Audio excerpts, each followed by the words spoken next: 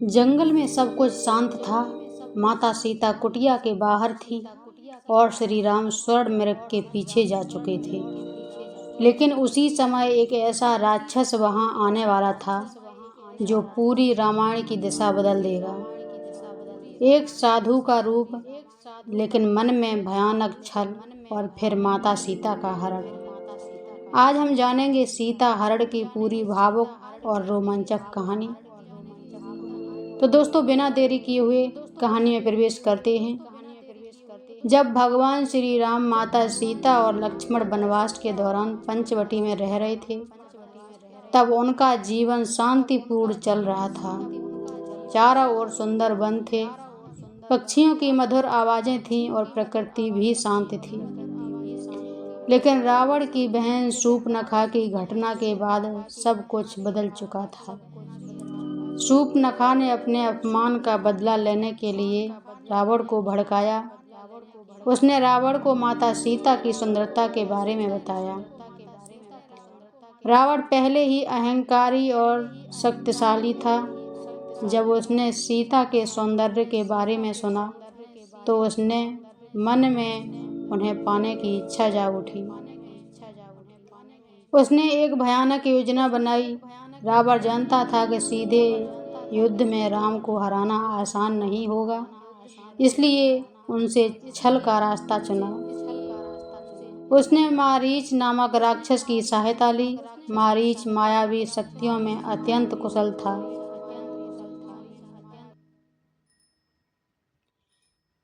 रावण ने उसे स्वर्ण मृग का रूप धारण करने का आदेश दिया।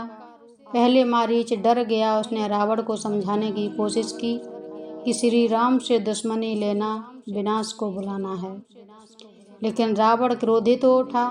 डर के कारण मारीच को उसकी बात माननी पड़ी। अगले दिन पंचवटी के पास अचानक एक अद्भुत स्वर्ण मृग दिखाई दिया। उसका शरीर सोने की तरह चमक रहा था।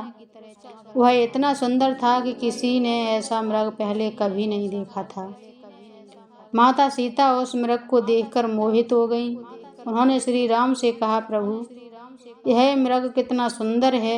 यदि संभव हो तो इसे हमारे लिए पकड़ लाइए।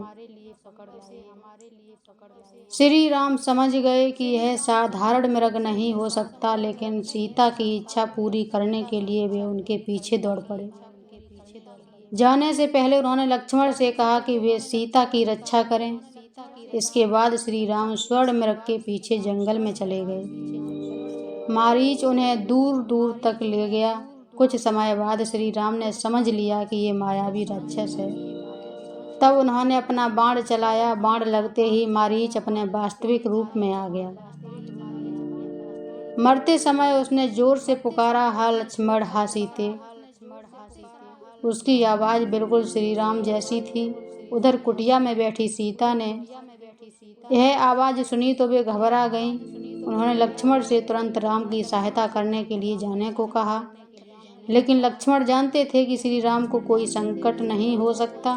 उन्होंने सीता को समझाने की कोशिश की, लेकिन माता सीता अत्यंत चिंतित हो गईं। उन्होंने क्रोध और दुख में लक्ष्मण से कठोर शब्द कह दिए। लक्ष्मण यह सुनकर दुखी हो गए। आखिरकार उन्होंने श्री राम की खोज को जाने के लिए निर्णय लिया। जाने से पहले उन्होंने कुटिया के चारों ओर एक स्वच्छ रेखा खींची। यह रेखा आगे चलकर लक्ष्मण रेखा कहलाई।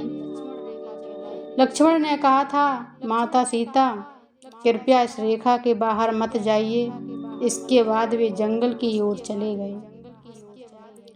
अब कुटिया में माता सीता अकेली थी। यही वह क्षण था जिसका रावण इंतजार कर रहा था।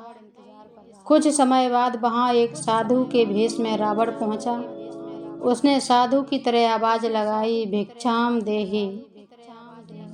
माता सीता ने बाहर आकर उस साधु को देखा।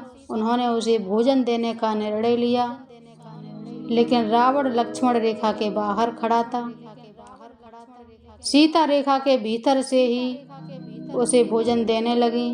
तब रावण ने कहा, क्या तुम एक साधु का अपमान करोगी? क्या मुझे द्वार पर खड़ा रखोगी? माता सीता धर्म और मर्यादा का पालन करती थी। उन्होंने सोचा कि किसी साधु को खाली हाथ लौटाना गलत होगा।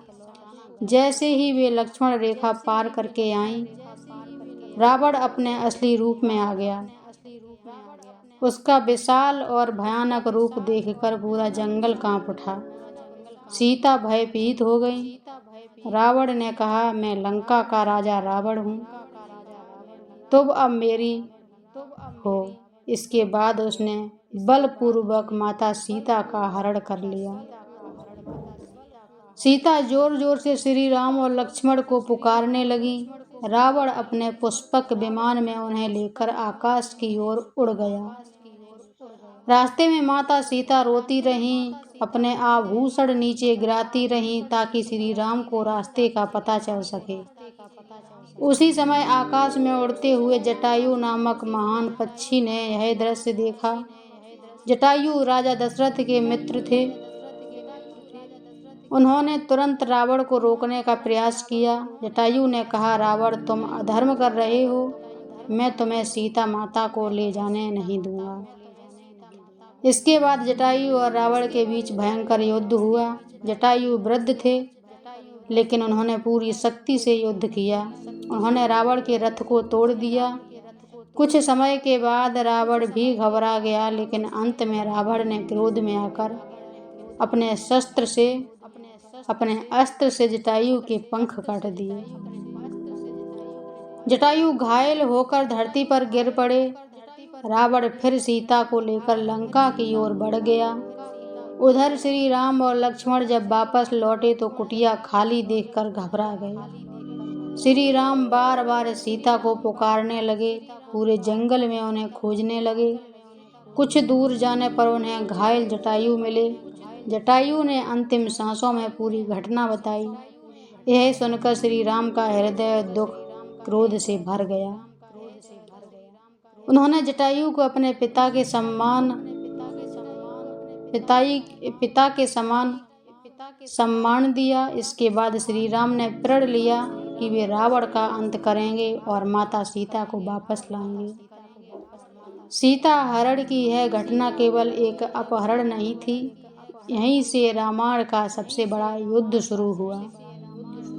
यही वह क्षण था जिसने आगे चलकर रावण के विनाश और धर्म की विजय का मार्ग बनाया। तो दोस्तों, ये थी माता सीता के हरण की पूरी भावुक और रोमांचक कहानी। एक छल, एक स्वर्ण मृग और फिर हुआ संग्राम, रामायण का सबसे बड़ा युद्ध। लेकिन इस घटना ने यह भी दिखा दिया कि अधर्म चाहे कितना भी शक्तिशाली हो, अंत में जीत हमेशा सत्य की और धर्म की होती है। अगर आपको ऐसी रामायण की अद्भुत और भावुक कहानियाँ, भक्ति और सनातन धर्म की गाथाएं पसंद हैं तो लाइक करिए, शेयर करिए और चैनल को सब्सक्राइब जरूर करें। कमेंट में लिखें जय श्री राम। मिलते हैं अगली कहानी में, तब तक के लिए जय श्री राम, जय सीताराम।